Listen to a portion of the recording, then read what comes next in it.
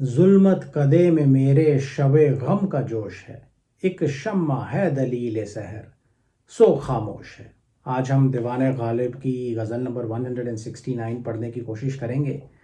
ये गज़ल मैं एक बार पहले भी पढ़ चुका हूँ, लेकिन जब मैंने वो वीडियो दोबारा देखा तो मुझे लगा कि मैं उसमें इस गज़ल को जस्टिस नहीं कर पाया। कुछ नए रंग भी मुझे इसमें नज़र आते हैं। तो ये आज एक बार फिर से इस गज़ल को पढ़ने की और इसके शेरों को समझने की कोशिश करेंगे। गालिब साहब ने कई नए मंज़र और बड़ी इनोवेटिव इमेजरी इस गज़ल में पेश की है। तो आइए शुरू करते हैं। एज़ ऑलवेज़ गज़ल का टेक्स्ट आपको वीडियो की डिस्क्रिप्शन में मिल जाएगा।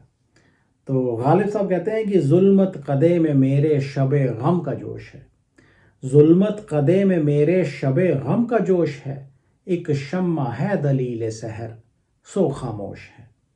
ने मुजदा ए विसाल ना नज़ारा ए जमाल, ने मुजदा ए विसाल ना नज़ारा ए जमाल, मुद्दत हुई कि आश्ती ए चश्म गोश है। मैंने किया है हुस्ने खुदारा को बेहिजाब, मैंने किया है हुस्ने खुदारा को बेहिजाब, ए शौक हाँ इजाज़ते तस्लीम होश है। गौहर को अक़द गर्दने खूबा में देखना, गौहर को अक़द गर्दने खूबा में देखना, क्या औज पर सिताराए गौहर फरोश है। दीदार बादा हौसला साकी निगाह मस्त, दीदार बादा हौसला साकी निगाह मस्त, बज़्म ख़याल मैं कदाए बेखरोश है।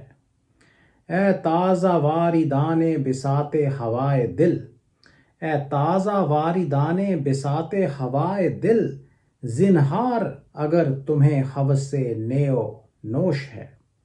देखो मुझे जो दीदाए इबरत निगाह हो, देखो मुझे जो दीदाए इबरत निगाह हो, मेरी सुनो जो गोशे नसीहत नेओश है। साकी बजल व दुश्मने ईमान व आगाही, साकी बजल व दुश्मने ईमान व आगाही, मुतरिब ब नगमा रहजने तमकीन व होश है। या शब को देखते थे कि हर गोशाए बिसात, या शब को देखते थे कि हर गोशाए बिसात, दामने बागबान व कफ़े गुल फरोश है। लुत्फ़े खिराम साक़ियो ज़ौक़े सदाए चंग, लुत्फ़े खिराम साक़ियो ज़ौक़े सदाए चंग, ये जन्नते निगाह वो फ़िरदौस गोश है। या शुभ दम जो देखिए आकर तो बज़्म में, या शुभ दम जो देखिए आकर तो बज़्म में, नेवो सरूर सोज ना जोशो खरोश है। दागे फ़िराक़ सोहबते शब की जली हुई, दागे फ़िराक़ सोहबते शब की जली हुई, एक शम्मा रह गई है सो वो भी खामोश है। आते हैं गैब से ये मज़ामी ख़याल में, आते हैं गैब से ये मज़ामी ख़याल में, गालिब सरीर खामा नवाए सरोश है। ये थी पूरी गज़ल। पहला शेर है कि जुल्मत कदे में मेरे शबे गम का जोश है, एक शम्मा है दलील सहर सो खामोश है। एक अंधेरी रात को, गम से भरी अंधेरी रात को डिस्क्राइब करने के लिए मिर्ज़ा गालिब साहब ने एक बड़ा ही खूबसूरत शेर लिखा है, मेरे ख्याल से one of the best in his दीवान। जुल्मत कदा एक अंधेरा घर, अंधेरा कमरा, चेंबर ऑफ डार्कनेस, शबे गम, गम की रात, नाइट ऑफ सैडनेस और ग्रीफ। जोश अक्सर पॉजिटिव सेंस में इस्तेमाल किया जाता है। यहाँ पे गम की और अंधेरे की शिद्दत को, इंटेंसिटी को, टर्मोइल को दर्शाने के लिए जोश का लफ्ज़ इस्तेमाल किया गया है। शम्मा किसी मोमबत्ती, कैंडल को कह सकते हैं, कोई दिया हो सकता है।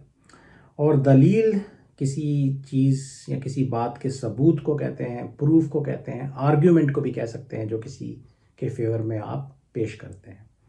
तो शेर है कि जुल्मत कदे में मेरे शबे गम का जोश है, एक शम्मा है दलील सहर सो खामोश है। तो गालिब साहब आशिक गम की एक काली रात गुजार रहा है। काली रात का अंधेरा गम को, दुख को दर्शाता है। सुबह शायद खुशी लेके आ सकती है, या कम से कम गम के ख़त्म होने की कोई उम्मीद की किरण तो ला ही सकती है, लेकिन ऐसी सुबह के आने की कोई उम्मीद यहाँ पे नज़र नहीं आ रही। या और कहते हैं कि जुल्मत कदे में मेरे शबे गम का जोश है, कि मेरे अंधेरे घर में शबे गम का जोश है, बेहद बेहद अंधेरा है।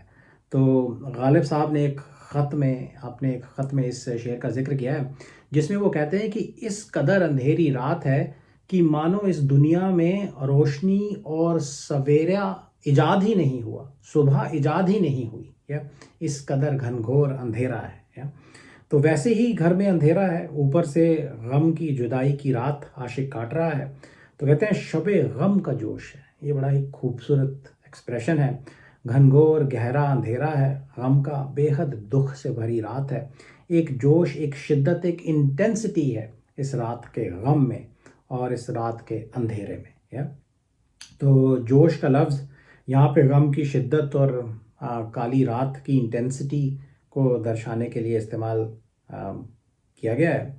तो काली सियाह गम की शिद्दत से भरी रात तो है ही, और ऊपर से यहाँ पे क्या हो रहा है, एक शम्मा है दलील सहर सो खामोश है। देखें क्या गालिब साहब ने इमेजरी पेश की है कि इस जुल्मत कदे में एक शम्मा है, अगर वो जलती होती तो सहर की सुबह की एक दलील हो सकती थी, उम्मीद हमारे अंदर जगा सकती थी कि सुबह कभी होगी। या तो एक जलती हुई शम्मा सबूत या दलील हो सकती थी, बन सकती थी एक सुबह की। हमें उम्मीद दिला सकती थी कि इस अंधेरी रात की कभी सुबह होगी, हमारा गम कभी मिट पाएगा। या तो इसकी रोशनी ये बता सकती थी कि सुबह भी इजाद हुई है। या मगर अफसोसन ये शम्मा भी खामोश है, बुझ चुकी है। वर्ड प्ले देखें, शम्मा के शोले को, फ्लेम को ज़बान से, टंग से कंपेयर किया जाता है, और यहाँ पे वो कह रहे हैं कि वो खामोश है। या तो पैराडॉक्स भी देखें कि जो शम्मा रोशनी देती है और सुबह की दलील बन सकती है,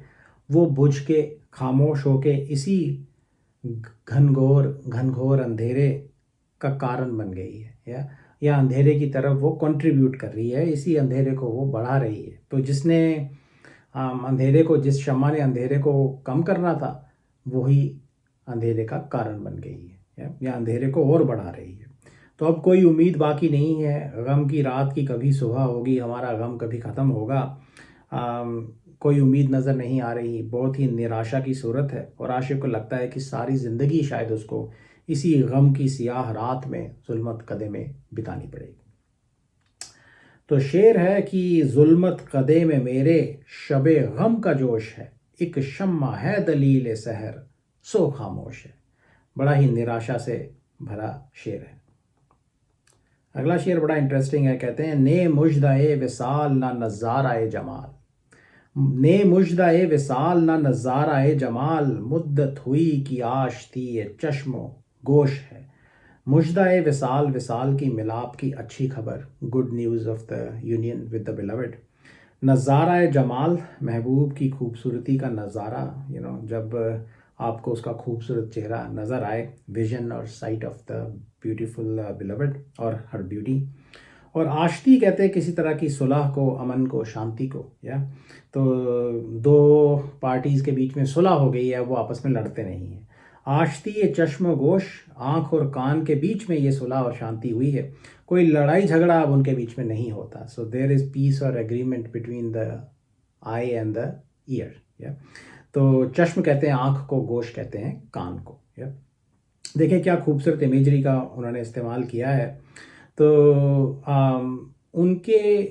उनका कान और उनकी आँख, या उनके कान और उनकी आँख आपस में बच्चों के जैसे झगड़ते रहते हैं। या तो क्यों वो झगड़ते हैं? क्योंकि जो चश्म है, जो आँख है, वो खूबसूरत महबूब का दीदार करना चाहती है। या और जो कान है, वो महबूब के आने की या महबूब के विसाल की अच्छी खबर सुनना चाहते हैं। या अब जैसे किसी दो बच्चे आपस में लड़ रहे हों, अगर किसी को पहले कोई चीज़ मिल जाए तो वो दूसरा बच्चा जेलस होकर लड़ने लग जाता है, उसी तरह की यहाँ पे सूरत है।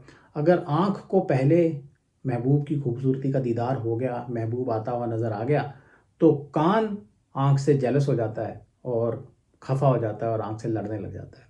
और अगर कान को महबूब के आने की खुशखबरी पहले सुनाई देगी देगी और आँख को अभी महबूब आता हुआ दिखाई नहीं दिया, तो फिर आँख कान से जेलस हो जाती है, कान खुश हो जाता है और आँख जेलस हो जाती है और आँख जो है वो कान से झगड़ने लग जाती है।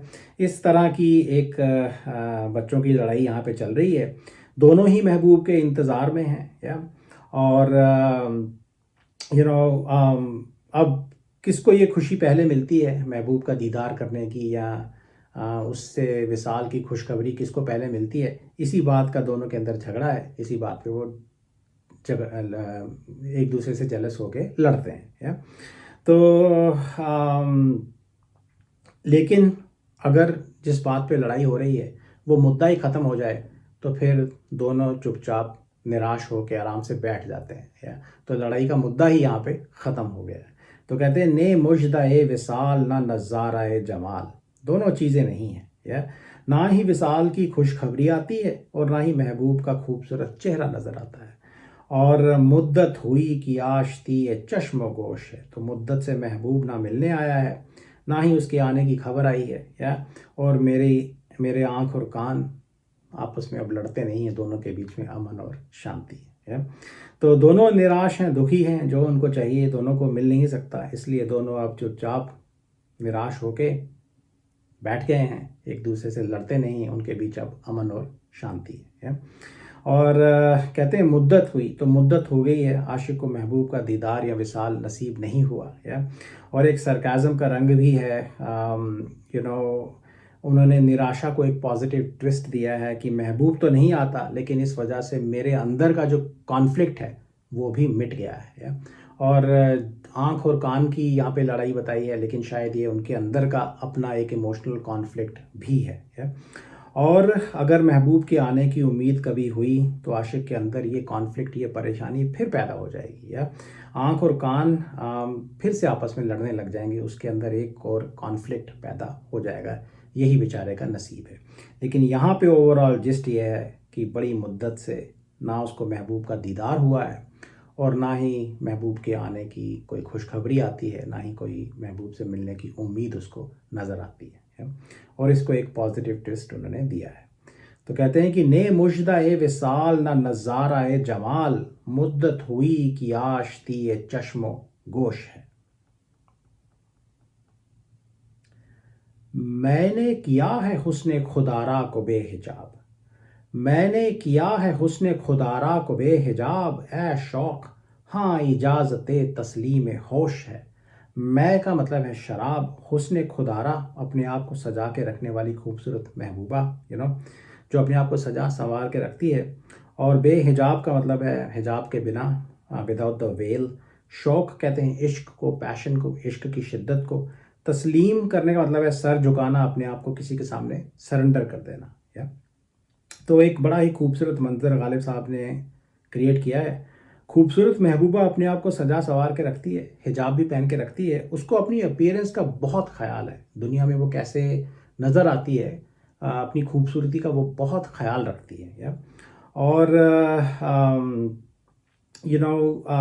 आशिक को कभी उसको बेहिजाब देखने का मौका नहीं मिलता, या क्योंकि वो कभी बेहिजाब नहीं आती, या वो प्रॉपरली ड्रेस्ड रहती है, हमेशा सजी सवरी रहती है और हिजाब के पीछे रहती है, या तो और बेचारे को अगर कभी उसके हुस्न का दीदार करने का मौका मिला तो वो सहन भी नहीं कर पाएगा, वो अपना आप खो देगा, या महबूब के खूबसूरत चेहरे की तजल्ली देखते ही आशिक जो है वो बेखुद हो जाता है, अक्सर मर जाता है शायरी के कॉन्टेक्स्ट में।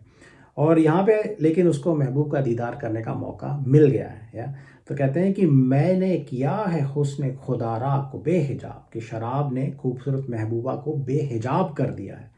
तो महबूबा जो जनरली हिजाब में रहती है, शराब पी के बेहिजाब हो गई है, या नशे में उसने अपना हिजाब उतार दिया है, या नशे की लापरवाही में उसका हिजाब उतर गया है, या जनरली ऐसा होता नहीं है, लेकिन शराब के नशे में ऐसा हो गया है, या तो जो आशिक है वो अपने शौक को कह रहा है, अपने पैशन को कह रहा है, ए शौक हाँ इजाज़ते तस्लीम होश है, कि अपने शौक को वो कह रहा है कि तुझे भी इजाज़त है कि तू अपने होश को तस्लीम कर दे, या अपने होश को खो बैठ, अपने होश को सरेंडर कर दे, या। तो महबूबा ने नशे में अपना आप खो दिया है, वो बेहिजाब हुई है, तो उसके खूबसूरत चेहरे का दीदार करने का मौका तुझे मिला है, अब तू उसकी खूबसूरती के नशे में अपने आप को खो दे। या तो तुझे ये इजाज़त है। या तो अब रंग देखें तो एक तो ये कि महबूब के खूबसूरत चेहरे का दीदार करके आशिक अपने होश खो बैठते हैं। या ये तो कॉमन इमेजरी है। और कह रहे हैं कि अब तुझे इजाज़त है, पहले इजाज़त नहीं थी, मौका नहीं था। एक तो उसको महबूब का दीदार नहीं होता था, और दूसरा ये कि ये मौका शायद थोड़ी देर के लिए है, तो तेरे को अब थोड़ी देर के लिए मौका मिला है, तो तेरे को भी ये इजाज़त है, या तू अपने आप को ये इजाज़त दे कि तू भी उसकी खूबसूरती के नशे में खो के अपना आप खो बैठे। या तो और आशिक की डेस्परेशन और नीचे स्टेटस को भी दर्शाया गया है। वो बेचैन रहता है, तड़पता रहता है महबूब का दीदार करने के लिए, कभी रिलैक्स नहीं कर पाता। परेशान बेचारा रहता है, लेकिन आज उसको मौका मिला है तो अपने आप को कह रहा है कि तू भी अपने होश खो बैठ। एक स्पिरिचुअल रंग भी इसके अंदर हो सकता है। जिस महबूब की बात हो रही है, जिसके जमाल की बात हो रही है, वो एक डिवाइन महबूब है। उसने रूहानी शराब के नशे में अपना जलवा दिखा दिया है। जनरली खुदाई या जो डिवाइन रियलिटी है वो हिजाब में रहती है, वो आशिकों को, लोगों को नज़र नहीं आती। लेकिन यहाँ पे रूहानी शराब के नशे में उसने अपना हिजाब हटा दिया है और वो आशिकों के सामने, लोगों के सामने वो आ गई है। या और इस रूहानी आशिक को, उसके शौक़ को कहा जा रहा है कि तुझे भी अब इजाज़त है, इस खुदाई का दीदार कर और बेखुद हो जा।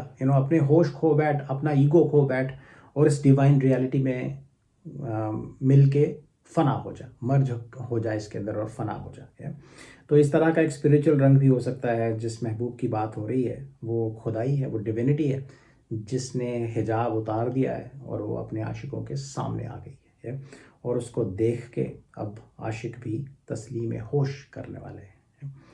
मैंने किया है हुस्ने खुदारा को बेहिजाब, ए शौक हाँ इजाज़त तस्लीम होश है। और ये आशिक मोस्ट लाइकली अपने आप को ही ये इजाज़त दे रहा है, अपने शौक़ को ही ये इजाज़त दे रहा है। तो शौक़ के अंदर एक इंटेंसिटी होती है, वो कभी रिलैक्स नहीं कर पाता है। ये रंग भी इसके अंदर है। गौहर को अक़दे गर्दने खूबा में देखना, गौहर को अक़दे गर्दने खूबा में देखना, क्या औज पर सिताराए गौहर फरोश है। गौहर कहते हैं मोती को, पर्ल को। गर्दने खूबा, खूबसूरत महबूब की गर्दन या खूबसूरत लोगों की गर्दन। अक़्द कहते हैं किसी तरह की गांठ को या बांधने वाली चीज़, यहाँ पे कोई गले में पहनने वाला हार हो सकता है, कोई कॉलर हो सकता है। औज पर मतलब ऊंचाई पर, हाइट पर। गौहर फरोश मोती बेचने वाला। तो हर गौहर फरोश की ये तमन्ना रहती है कि कोई खूबसूरत हसीना उसके बेचे हुए या उसके दिए हुए मोतियों को पहने। जैसे कि आजकल के जो डिज़ाइनर्स होते हैं वो चाहते हैं कि उनकी ज्वेलरी या कपड़ों को मूवी स्टार्स या बड़े बड़े मॉडल्स पहने। तो उसी तरह का यहाँ पे एक सीन है। तो कहते हैं गौहर को अक़्द गर्दने खूबा में देखना, कि मोती को खूबसूरत महबूबा की गर्दन के हार में देखना।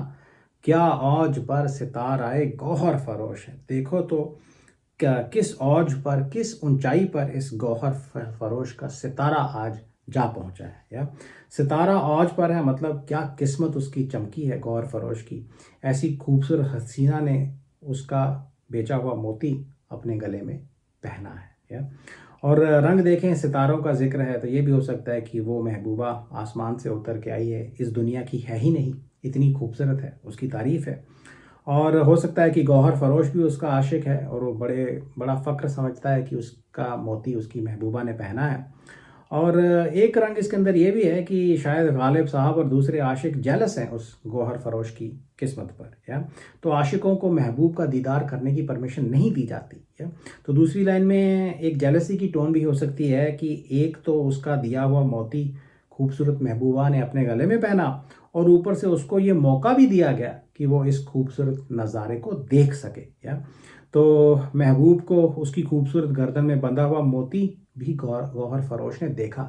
क्या उसकी किस्मत है, क्या उसका सितारा आज चमका है, किस ऊंचाई पे उसकी किस्मत का सितारा पहुंच गया है। या और क्योंकि गालिब साहब को और दूसरे आशिकों को महबूब का दीदार करने की परमिशन नहीं है। तो ये सारे रंग हैं, खूबसूरत महबूब की तारीफ़ है और एक गौहर फरोश कितना फ़ख्र महसूस करता है कि उसका कीमती मोती एक खूबसूरत महबूब ने पहना है। और गौहर फरोश की किस्मत चमकी है, बाकी सारे आशिक और गालिब साहब उससे जेलस हैं। गौहर को अक्द गर्दने खूबा में देखना, क्या औज पर सितार आए गौहर फरोश है। एंड ऑफ कोर्स खूबसूरत महबूबा ने इस मोती को गले में पहन के उस मोती की शान भी बढ़ा दी है और उस गौहर फरोश का रुतबा भी इस दुनिया में उसने ऊंचा कर दिया है। इस बात से भी दूसरे आशिक जेलस हैं। दीदार बादा हौसला साकी निगाह मस्त, बज़्मे ख्याल मैं कदाए बेखरोश है।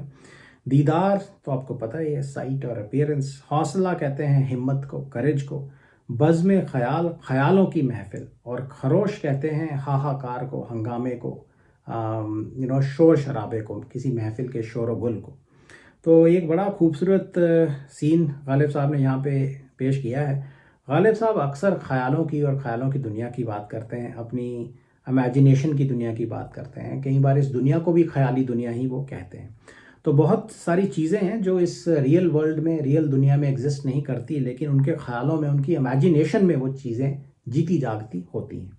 तो यहाँ उनके ख़यालों की एक महफिल है, या ख़यालों में एक बज़्म में एक महफिल सजी है या उनके ख़यालों में। तो देखें क्या खूबसूरत मंज़र है। कहते हैं कि दीदार बादा हौसला साकी निगाह मस्त, बज़्म ख़याल मैं कदाए बेखरोश है। तो दूसरी लाइन से शुरू करते हैं। वो कहते हैं कि बज़्म ख़याल, ख़यालों की महफिल एक मैकदा है, एक शराब खाना है जिसमें शोर शराबा नहीं है। और पहली लाइन में वो डिस्क्राइब करते हैं कि उनके या आशिक के ख़यालों की इस शराब की बज़्म में क्या हो रहा है, कैसे ये ख़यालों की महफिल एक मैखाना बनी है। तो कहते हैं दीदार बादा हौसला साकी निगाह मस्त, कि महबूब का दीदार यहाँ पे शराब है। तो महबूब के दीदार की शराब इस ख़यालों के मैकदे में पिलाई जा रही है। हौसला साकी, आशिक का हौसला, आशिक की हिम्मत यहाँ पे साकी है जो उसको शराब पिला रही है। या तो बिना हिम्मत के इश्क की शराब आप नहीं पी सकते। या तो इश्क नहीं कर सकते, ये हिम्मत वालों का काम है। इसलिए यहाँ पे जो हौसला या हिम्मत है वो साकी बन के बैठी है, वही आशिक को दीदार की शराब पिला रही है, या हिम्मत दे रही है उसको शराब पीने की।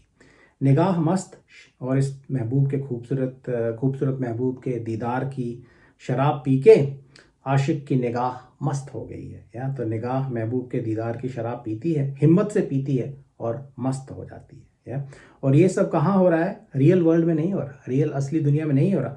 तो महबूब का दीदार इस दुनिया में आशिक को नसीब नहीं है, उसको ख्यालों की महफिल में ये दीदार हो रहा है। शराब की महबूब के दीदार की शराब उसको अपनी ख्यालों के मैकदे में मिल रही है। और उसकी फैंटेसी में, उसकी इमेजिनेशन में ये महफिल और ये मैकदा सजा है। बेखरोश की इम्प्लीकेशन क्या है कि ख्यालों का जो मैखाना है दुनिया के मैखाने से अच्छा है। कोई हंगामा यहाँ नहीं होता, दूसरे रिंद शराब पी के शोर शराबा यहाँ नहीं मचाते, और मैं चुपचाप महबूब के दीदार की शराब पी के मस्त रहता हूँ, उसको इंजॉय करता हूँ। या यहाँ पे कोई मुझे डिस्टर्ब नहीं करता। ऑपोजिट भी हो सकता है कि शोर शराबे से ही मैकदे की शान होती है, तो ख्यालों का मैकदा असली मैकदा नहीं है। लेकिन हम पॉजिटिव साइड पे ही रहते हैं। वो कहता है कि मैं चुपचाप बिना किसी शोर शराबे, कोई शोर शराबा मुझे डिस्टर्ब यहाँ पे नहीं करता। ये इस तरह का मैखाना है और मैं चुपचाप महबूब के दीदार की शराब पी के मस्त रहता हूँ। इसके अंदर एक रूहानी रंग भी हो सकता है, जिसको महबूब एक मेडिटेटिव रंग भी है, या कि वो अकेले बैठ के अपने तसव्वुर में, अपनी इमेजिनेशन में रूहानी महबूब को देखता है, रूहानी महबूब का दीदार करता है। इमेजिन करें मेडिटेशन में बैठा है और उसको डिवाइन एक्सपीरियंस हो रहा है और डिविनिटी के दर्शन उसको हो रहे हैं, और उस दीदार की शराब पी के, और हौसला चाहिए उस शराब को पीने का, दीदार करने का। या उस मेडिटेटिव पाथ में, रूहानी रास्ते में भी आपको मुश्किलें आती हैं जिनको पार करने के लिए आपको हिम्मत चाहिए, और फिर उसकी निगाह ये रूहानी दीदार की शराब पी के मस्त हो जाती है। तो ये एक स्पिरिचुअल महबूब का तसव्वुर भी हो सकता है, या एक डिवाइन एक्सपीरियंस भी हो सकता है जो उनको उनके ख़यालों में एक्सपीरियंस हो रहा है, उनके माइंड में इफ़ेक्टिवली एक्सपीरियंस हो रहा है। इस असली बाहर जो फिज़िकल वर्ल्ड है उसकी बात नहीं है। तो कहते हैं कि दीदार बादा हौसला साकी निगाह मस्त, बज़्म ख़याल मैं कदाए बेखरोश है। ए ताज़ा वारिदाने बिसाते हवाए दिल, जिन्हार अगर तुम्हें हवसे नए नोश है।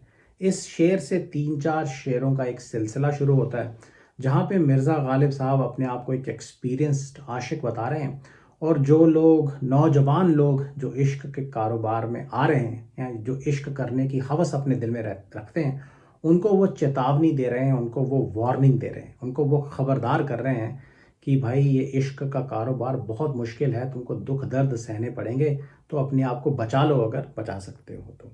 ए ताज़ा वारी दाने बिसाते हवाए दिल, जिन्हार अगर तुम्हें हवसे नयो नोश है। बिसात कहते हैं किसी तरह का स्प्रेड डाइनिंग क्लॉथ, जिसको अंग्रेजी में कहा जाता है, कोई दरी, कोई दस्तरखान, महफिल में कपड़ा बिछाया जाता है जिसके ऊपर खाना रखा जाता है, शराब रखी जाती है, लोग उसके इर्द गिर्द बैठते हैं और महफिल को एंजॉय करते हैं। हवा विंड के लिए भी इस्तेमाल किया जाता है, और हवस के लिए, तमन्ना या डिज़ायर के लिए भी ये लफ्ज़ इस्तेमाल किया जाता है। वारिदान, जो लोग आ रहे हैं इस महफिल पे, इस महफिल की बिसात पे आने वाले नौजवान लोग, न्यू कमर्स, जिनको अभी इश्क का एक्सपीरियंस नहीं है। और जिनहार एक एक्सप्रेशन है वार्निंग का, संभल जाओ, एक चेतावनी है, ध्यान दो, बी वार्न्ड। हवस से नए और नोश, नए कहते हैं किसी तरह के बांस के साज को, बांसुरी हो सकती है, some kind of a reed instrument, और नोश शराब पीने को कहेंगे यहाँ पे। तो हवस से नए और नोश का मतलब है संगीत और शराब पीने की तमन्ना या हवस। ए ताज़ा वारी दाने बिसाते हवाए दिल, जिन्हार अगर तुम्हें हवस से नए नोश है।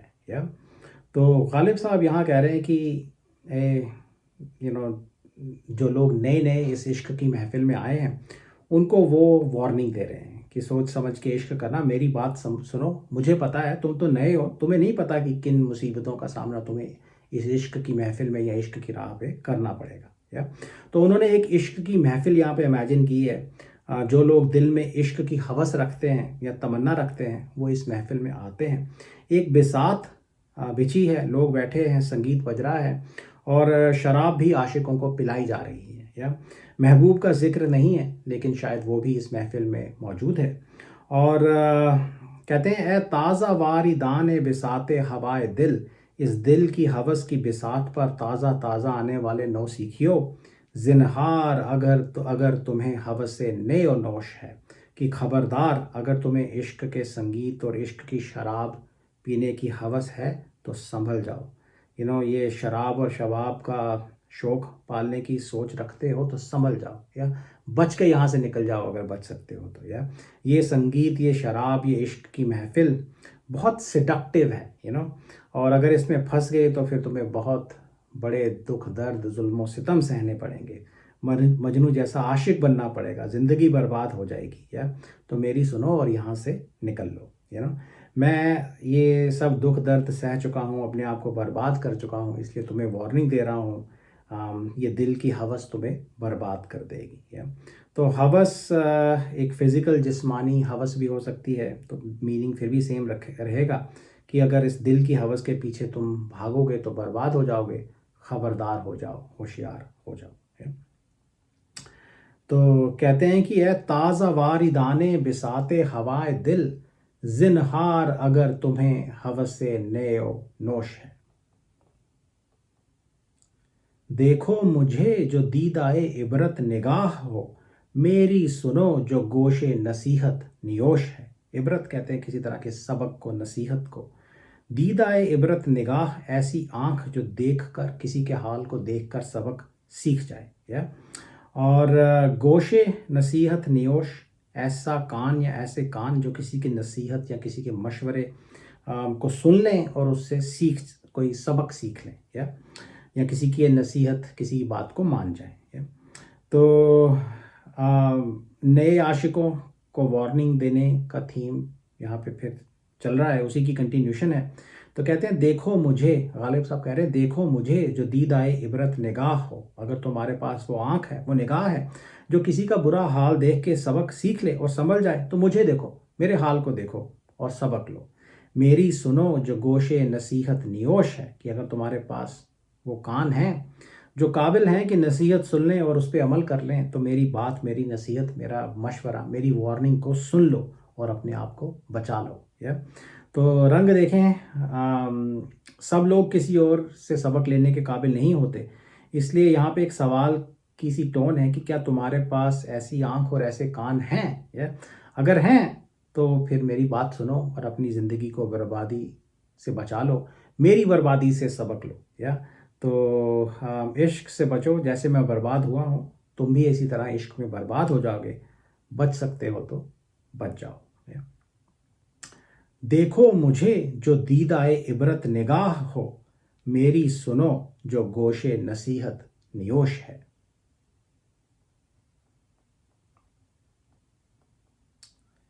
साकी ब जलवा दुश्मने ईमान व आगाही, मुतरिब ब नगमा रहजने तमकीन व होश है। या उसी थीम की कंटिन्यूशन है। मुतरिब कहते हैं संगीतकार को, म्यूजिशियन को। रहजन कहते हैं किसी डाकू को, रॉबर को। तमकीन कहते हैं डिग्निटी को, संजीदगी को। या होश, समझ, जजमेंट, आपकी सेंसेस। या तो वही थीम चल रहा है। इश्क में चेतावनी का रंग भी है, इस शेर में खतरों को भी दर्शाया जा रहा है और एक खूबसूरती भी यहाँ पे गालिब साहब ने डिस्क्राइब की है। तो इस हुस्न इश्क की महफिल में क्या क्या होता है वो बता रहे हैं। कहते हैं साकी ब जलवा दुश्मने ईमान व आगाही, ये इस महफिल का जो साकी है वो अपने जलवे से, खूबसूरती के जलवे से ईमान और आगाही का दुश्मन बना बैठा है। या अपनी खूबसूरती का जलवा दिखा के वो तुम्हारा ईमान, तुम्हारा फेथ, तुम्हारी अवेयरनेस, आगाही को तबाह कर देगा। या वो उसका दुश्मन है। तो साकी ऑब्वियसली खूबसूरत महबूब भी हो सकता है, उसकी खूबसूरती का जलवा तुम्हें बर्बाद कर देगा, उसके जाल में तुम फंस जाओगे और अपने ईमान को, अपनी आगाही को खो दोगे। ये बहुत बड़ा खतरा है। और क्या खतरा है? मुतरिब ब नगमा रह जने तमकीन व होश है। ये मुतरिब, ये संगीतकार जो यहाँ बैठा है, जो म्यूज़िक बजा रहा है, एक रहजन है, एक डाकू है जो तुम्हारी तमकीन, तुम्हारी डिग्निटी और होश तुमसे लूट लेगा। या तो जैसे ही उसका सरीला सुरीला संगीत तुम सुनोगे, इश्क के नगमे में तुम खो जाओगे और तुम्हें होश नहीं रहेगा और तुम्हारी डिग्निटी भी शायद वो तुमसे लूट लेगा और फिर तुम एक वहशी आशिक बन सकते हो, कपड़े फाड़ के शायद तुम इस दुनिया में घूमोगे। या तो साकी, she is the enemy of faith and integrity and your awareness, and the musician with his or her tunes can take your senses away. Yeah? तो इफ़ेक्टिवली इश्क की महफिल एक ख़तरनाक सिडक्टिव महफिल है। यहाँ तुम अपने होश, तमकीन, ईमान, आगाही सब कुछ लुटा बैठोगे। बचो, वक्त है अपनी जान बचा के यहाँ से निकल लो। वंस अगेन वो वार्निंग दे रहे हैं कि मेरी तरफ देखो। और दूसरा जिस्ट ये है कि इश्क में आशिक को ईमान, तमकीन, होश सब कुछ लुटाना पड़ता है। इश्क का कारोबार ही ऐसा है। और गालिब साहब चेतावनी दे रहे हैं कि अगर तुम बच सकते हो तो बचो। या इश्क के जाल में नहीं तो तुम फंस जाओगे। अगला शेर देखें कि या शब को देखते थे कि हर गोशाए बिसात, दामने बागबान व कफ़े गुल फरोश है। या शब कहते हैं रात को, बिसात की तो हमने बात कर ही ली, डाइनिंग क्लॉथ हो सकता है। गोशाए बिसात, बिसात का कोना, कॉर्नर। बागबान कहते हैं गार्डनर को, माली को। कफ़े गुल फरोश, गुल या फूल बेचने वाले का हाथ या मुट्ठी। इस शेर से एक और सिलसिला शुरू होता है 3-4 शेरों का, जहां वो एक खूबसूरत महफिल को डिस्क्राइब कर रहे हैं। या तो पिछले शेरों में भी एक महफिल का ही जिक्र था, मगर उनमें टोन वार्निंग की थी। यहाँ पे एक खूबसूरत महफिल की ऐश व इशरत को डिस्क्राइब वाले साहब कर रहे हैं और कैसा माहौल बन जाता है जब वो महफिल ख़त्म हो जाती है, वहाँ तक भी हम पहुँचेंगे। या तो इसकी टोन, थीम इस महफिल का पिछली शेरों की महफिल से थोड़ा अलग है।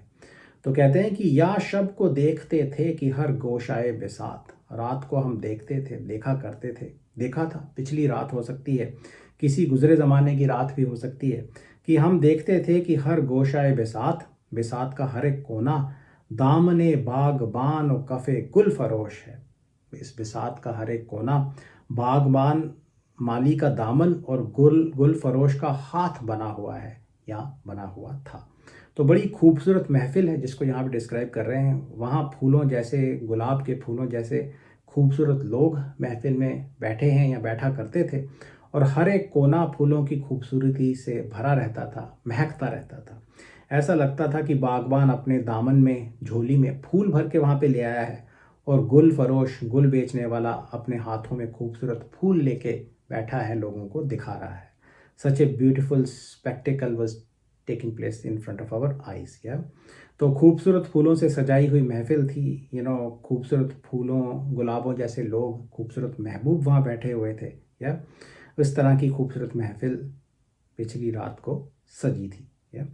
या शब को देखते थे कि हर गोशाए बिसात, दामने बागबान और कफ़े गुल फरोश है। आगे चलते हैं कि लुत्फ़े खिराम साकी ओ शौक, लुत्फ़े खिराम साकी और ज़ौक़े सदाए चंग, ये जन्नते निगाह वो फिरदौस गोश है। उसी खूबसूरत महफिल को की और डिटेल्स गालिब साहब बता रहे हैं।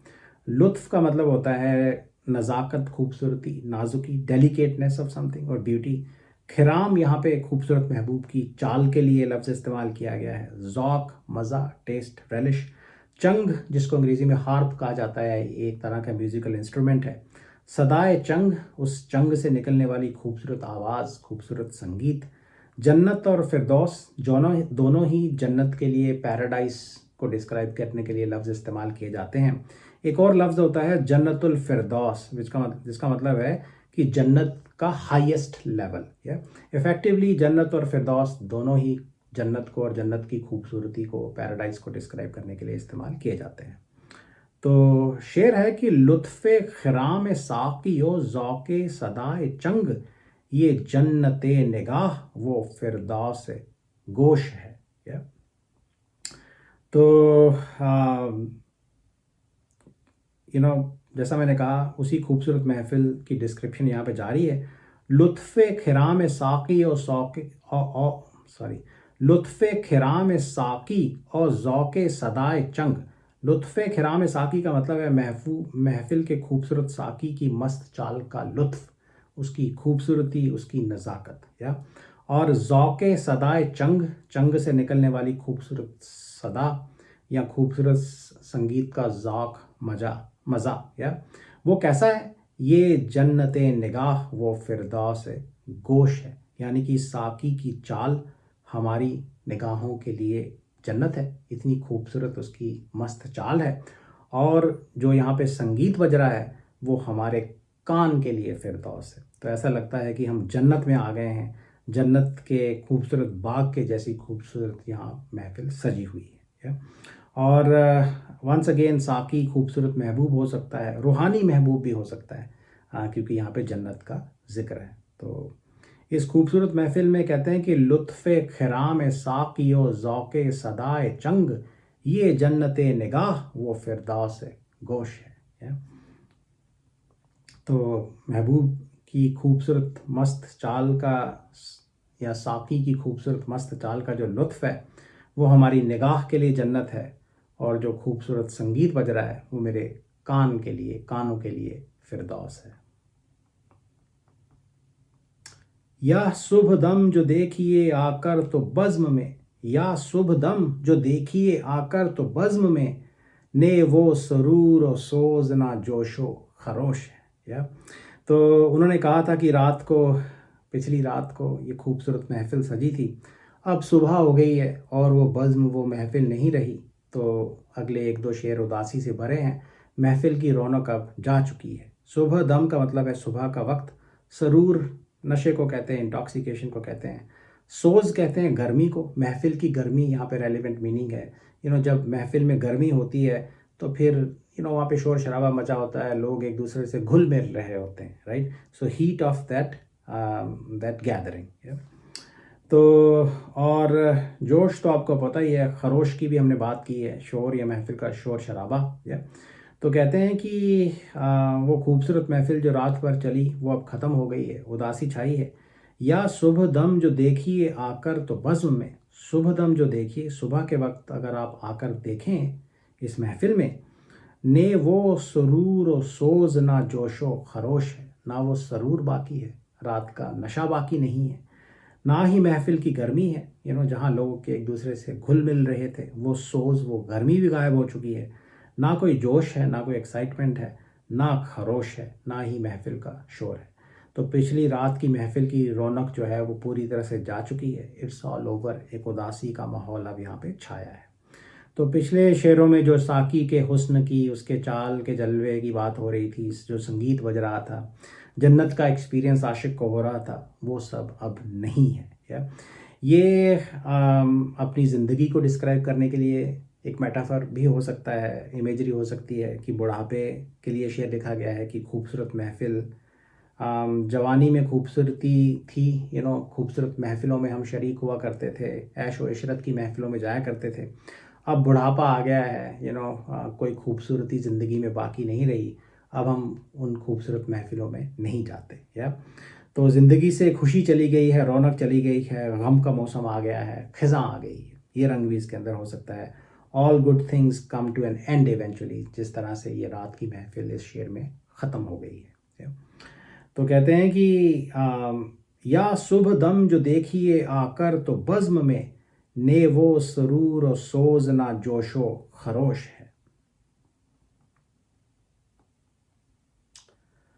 दागे फिराक सोहबत शब की जली हुई, दागे फिराक सोहबत शब की जली हुई, एक शम्मा रह गई है सो वो भी खामोश है।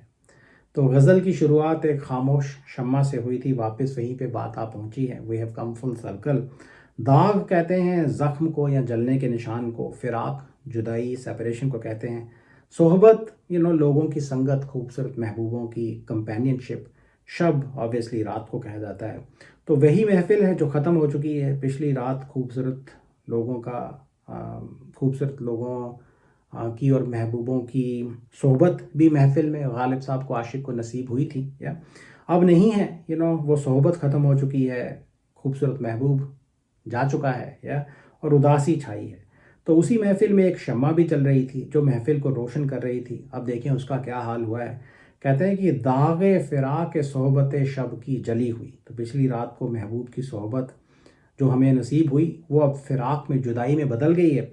और फिराक का दुख एक दाग, एक ज़ख्म हमारे दिल पे दे गया है। इस दाग की एक जली हुई एक शम्मा भी है वहाँ पे। अब इसका क्या मतलब है, शम्मा के जलने का क्या मतलब है? जली हुई जो जल के ख़त्म हो गई है। तो फिराक के दुख ने, ज़ख्म ने उस शम्मा को भी जला के फना कर दिया है। तो जिस दुख ने आशिक के दिल पे ज़ख्म दिया है, उसी दुख ने या ज़ख्म ने शम्मा को भी जला के फना कर दिया है। तो रंग देखें, शम्मा का जलना, जल के रोशनी देना भी होता है, और जलने का मतलब टू बर्न अप भी होता है। तो जल के फना होना भी होता है, और वो जल के यहाँ पे ख़त्म हो गई है। तो जुदाई के ज़ख्म से वो जली हुई है, जुदाई के दाग ने उसको जला दिया है। या तो दूसरी लाइन में वो बताते हैं कि ये दुख से जली हुई शम्मा जो है वो बुझ गई है, उसके बारे में बात करेंगे। तो जली हुई देखें, जलने, दाग जो है वो जलने का निशान भी हो सकता है। तो शायद कोई चिंगारी बाकी रह गई थी जिसने इस शम्मा को जला दिया है। ये रंग भी हो सकता है। और स्ट्रेट फॉरवर्ड रंग ये है कि महबूब से जुदाई के दुख का जो दाग है, उसने महबूब के दिल के साथ साथ इस शम्मा को भी जला के ख़त्म कर दिया है। एक शम्मा रह गई है सो वो भी खामोश है, कि बस इस उदास महफिल में एक शम्मा रह गई है और वो भी खामोश है, वो भी बुझी हुई है। तो अक्सर सुबह होने पे शम्मा को बुझा दिया जाता है, या वो जल जल के खुद ही बुझ जाती है, ख़त्म हो जाती है। यहाँ सुबह ने शम्मा को नहीं बुझाया, फिराक के ज़ख्म ने, फिराक के दुख ने उसको बुझा दिया है। या तो बड़ी इनोवेटिव इमेजरी है, उसी थीम के लिए कि पिछली रात को महबूब के विसाल की जो रौनक थी, जो ऐशो इशरत से भरी महफिल थी, वो ख़त्म हो चुकी है। और इस महफिल की याद दिलाने वाली बस एक शम्मा रह गई है, लेकिन वो भी खामोश है, वो भी बुझ चुकी है, और वो भी बस अब हमारे दिल को दुखाने के लिए ही यहाँ पे मौजूद है। या तो अब बस जुदाई का गम और बेरौनकी बाकी है, और निराशा छाई हुई है, उम्मीद की शम्मा खामोश है, बुझ चुकी है। तो कई दूसरे शेरों में सुबह का आना खुशी की रोशनी भी लेके आता है, लेकिन यहाँ पे वो महफिल की रौनक का ख़त्म हो जाना दर्शा रहा है। और ऑब्वियसली ज़िंदगी और बुढ़ापे के थीम की सेंस में भी आप इस शेर को पढ़ सकते हैं कि जवानी और ज़िंदगी की खुशियाँ ख़त्म हो चुकी हैं, कोई उम्मीद की किरण अब नज़र नहीं आती, ऐशो इशरत ज़िंदगी से जा चुकी है, खिज़ां आ चुकी है। दागे फ़िराक़ सोहबत शब की जली हुई, एक शम्मा रह गई है, सो वो भी खामोश है। थोड़ा कॉम्प्लेक्स शेर है, I hope it made sense. और ये आखिरी शेर है, आते हैं गैब से ये मज़ामी ख़याल में, गालिब सरीर खामा नवाए सरोश है। गैब कहते हैं छुपा हुआ, कोई छुपी हुई चीज़ जो दिखाई ना दे, मिस्टीरियस या किसी इस दुनिया से बाहर या अगली किसी दुनिया से जो चीज़ आई हो या जो दिखाई आपको ना दे। मज़ामी कहते हैं थीम्स को, टॉपिक्स को, जिनके बारे में गालिब साहब सोचते हैं और जिनके ऊपर वो शायरी लिखते हैं। सरीर खामा, जब कलम को या पेन को कागज़ पे इस कागज़ पे कलम से आप लिखते हैं तो जो स्क्रैचिंग की, रगड़ने की, फ्रिक्शन की आवाज़ पैदा होती है उसको सरीर खामा कहेंगे। खामा कहते हैं पेन को या कलम को। तो नवाए सरोश, हेवनली साउंड, फरिश्तों की आवाज़। तो कहते हैं कि आते हैं गैब से ये मज़ामी ख़याल में, गालिब सरीर खामा नवाए सरोश है। अपनी शायरी के बारे में और अपनी सोच के बारे में बड़ा ही खूबसूरत शेर उन्होंने लिखा है। तो उनका कहना यह है कि जो शायरी में लिखता हूँ उसके पीछे डिवाइन इंस्पायरेशन है, कोई रूहानी ताकत काम कर रही है मेरे ख़यालों में, मेरे दिलों में, मेरे दिल में। ये जो मज़ामी आते हैं, जो टॉपिक्स, ये जो थीम्स आते हैं, ये कहीं और से आ रहे हैं। शायद खुदाई ये थीम्स जो है मेरे ख़यालों में भेज रही है। आते हैं गैब से ये मज़ामी ख़याल में, कि मेरे ख़यालों में बड़े मिस्टीरियस मज़ामी थीम्स आते रहते हैं या आ रहे हैं जो आम इंसान से छुपे रहते हैं। तो आम इंसान के ख़यालों में ऐसे मज़ामी नहीं आते और आप खुद फोर्स करके भी इनको नहीं ला सकते। तो बड़े गहरे और मिस्टीरियस थीम्स हैं जिनके ऊपर मैं शायरी लिखता हूँ। मेरी शायरी आम शायरी नहीं है, मैं बड़ी गहराई है मेरी शायरी के अंदर। और गालिब सरीर खामा नवाए सरोश है, कि जब मैं शायरी लिखता हूँ, when I put my poetry to the paper, तो कलम के घिसने की, स्क्रैच करने की जो आवाज़ आती है वो मानो फरिश्तों की आवाज़ है, ये किसी दूसरी रूहानी दुनिया से आ रही है। तो अपनी शायरी की तारीफ़ कर रहे हैं। जैसा मैंने कहा, डिवाइन इंस्पिरेशन है शायरी के पीछे। खुदाई ने ये शायरी उनको भेजी है फरिश्तों के हाथ, तो फरिश्ते ही मेरी कलम चला रहे हैं, ये रंग भी इसके अंदर हो सकता है। और मैं ऐसे ऐसे थीम्स पे शायरी लिखता हूँ जो बहुत मिस्टीरियस हैं, ये आम शायरी नहीं है, बहुत गहरी है, इसलिए शायद लोगों को इसको समझने में भी दिक्कत होती है। और एक बड़ा बोल्ड रंग भी इसके अंदर, एक बोल्ड बात भी गालिब साहब ने कही है। रिलीजियस जो स्क्रिप्चर्स होते हैं वो भी ऐसा कहा जाता है कि खुदा ने ही भेजे हैं, फरिश्तों के हाथ भेजे हैं। तो गालिब साहब अपनी शायरी को स्क्रिप्चर से भी यहाँ पे कंपेयर कर रहे हैं, कि ये जो शायरी में लिखता हूँ ये किसी और दुनिया से आ रही है और शायद फरिश्ते ही मेरे तक ये शायरी लेके आ रहे हैं, और वही मेरे हाथ में कलम तो मेरे हाथ में है, लेकिन लिखने वाले, शायरी यहाँ तक पहुँचाने वाले फरिश्ते हैं। तो अपनी शायरी की तारीफ़ उन्होंने यहाँ पे की है। कहते हैं कि आते हैं गैब से ये मज़ामी ख़याल में, मिस्टीरियस मज़ामी मेरे ख़याल में आते रहते हैं। आते हैं गैब से ये मज़ामी ख़याल में, गालिब सरीर खामा नवाए सरोश है। तो ये थी पूरी गज़ल। काफ़ी लंबा वीडियो हो गया है, but I hope it made sense. Thank you.